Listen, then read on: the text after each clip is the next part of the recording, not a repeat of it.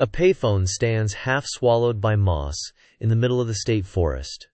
Its cord is a dead vine, its plastic receiver cracked and webbed with green algae. As my hand touches the cold metal, it rings. I'm a dead zone mapper. I chart signal blackouts for emergency services. This area, the Ash Creek Preserve, is supposed to be 100 square miles of absolute digital silence. Yet this thing is screaming. I lift the receiver. The static crackles, smelling of ozone and wet earth. Then, a voice cuts through. It's my own voice on the line. Not a good impression. Not a recording of something I've said before. It's me, panting, desperate. The spectral analysis on my wrist-mounted tablet confirms it.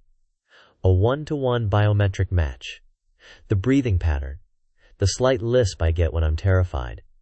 It's all there. I am begging for help, mentioning a place called Containment Cell 4 inches and a date 1 week from today. The call cuts out, but the line itself has a charge. My signal detector screams, tracing a thin copper wire buried under a decade of leaf decay. It's impossible. There are no power grids out here. I follow it for 2 miles, deeper into the unmarked woods, the need to understand pulling me forward like a leash. That's when I find the first one, my favorite hiking boot, the one with the red laces, half buried in the mud. Except this one is rotted through, the sole cracked like old leather. 100 yards later, my compass, the one my father gave me, is lying shattered on a rock. Its needle rusted and pointing south by southwest. They look like they've been here for 20 years. There are more like this one waiting for you on the Hollow Hour. Subscribe before the next one finds you. The wire ends at a perfect circle of dead grass where nothing grows. I scrape away the turf and find it. A heavy steel hatch, cold to the touch. No markings, just a recessed wheel lock that groans open under my weight. The air that rises up tastes of metal and recycled oxygen. The gravity inside feels heavy, pressing on my shoulders as I descend a long ladder into a corridor lined with humming conduits. It leads to a single room. A monitoring station. On the central screen, a looped audio file is playing. Waveform, distress call alpha. Timestamp, April 18th, 2026. My tablet says today is April 11th. The voice on the loop is the one from the phone. The call wasn't live.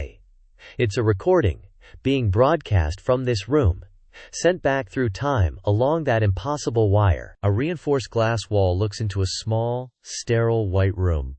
Containment Cell 4. And inside is a version of me. He's gaunt, his hair is long, and he's wearing a gray jumpsuit. He doesn't see me. He's staring at a microphone, repeating the same desperate phrases I heard on the phone.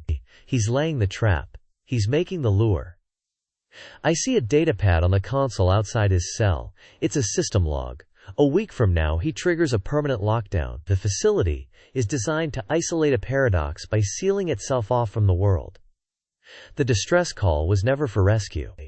It was a key, encoded in the panicked breaths, with instructions on how to initiate a manual override from the asterisk outside. The facility's lights flash red. An automated voice announces a temporal paradox detected. The system knows there are 2 of us now. The other me looks up, his eyes wide, and mouths words through the glass. He's not trying to get out. He's showing me the override sequence for the power core. He's making sure Times can escape. I slam the final lever down and the bunker groans, the air shimmering as the power core spins down. I run, the metal corridor behind me warping, the pressure changing. I burst through the hatch into the twilight forest just as it grinds shut, the sound of sealing metal final and absolute.